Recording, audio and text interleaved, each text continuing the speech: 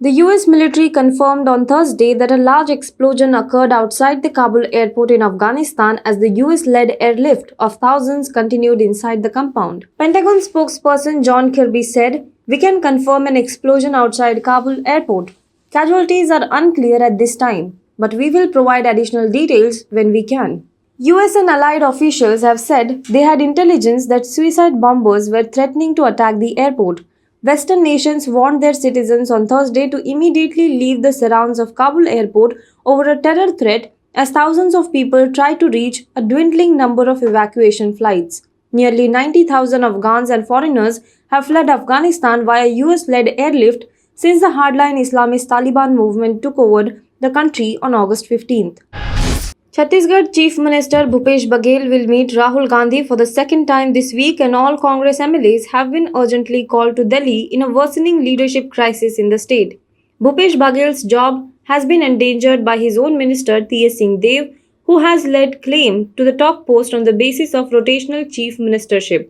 It was on this promise that Mr. Singh Dev apparently agreed to stand down in 2018 and settle for a ministry as Mr. Baghel took over as chief minister. Mr. Baghel's government completed 2.5 years in office, a half term in the month of June. Mr. Singh Dev has demanded that the party make good on its promise, one that the party has never officially acknowledged. Both Mr. Baghel and Mr. Singh Dev met with Rahul Gandhi on Tuesday. Baghel, said to have been put on a notice, told reporters he would abide by the party's decision. But on returning to his state capital Raipur, he struck a more defiant note. The post-festival COVID surge in Kerala has the centre worried and the state opposition up in arms. The Onam spike was today reviewed by the Union Home Ministry, focusing on the containment strategy being followed in the state, even as the Congress party criticized the alleged mismanagement of the situation by Chief Minister Pinarayi Vijayan's government. Kerala yesterday logged more than 31,000 new coronavirus cases and more than 200 deaths. The last time it crossed the 30,000 mark was on May 20th. The state's positivity ratio, which is TPR, stood at 19.3%, the highest in recent weeks. Yet, around 90% of Kerala's positive cases have been mild and asymptomatic, according to Kerala COVID experts. Thus, most cases are under home quarantine, the reason the state's health infrastructure is not overwhelmed despite the high number of cases. The Chhattisgarh High Court on Thursday acquitted a man of marital rape and ruled that sexual intercourse between legally wedded man and a woman is not rape even if it is by force or against the wishes of the wife.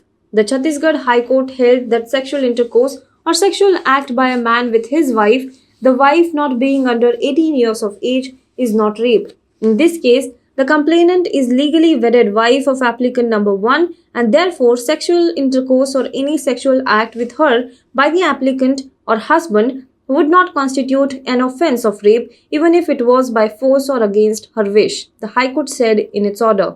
Earlier this month, the grievance of a woman who had accused her husband of committing sexual intercourse with her against her will did not stand up to legal scrutiny, Mumbai Additional Sessions Judge Sanjashri J. Gharat had observed.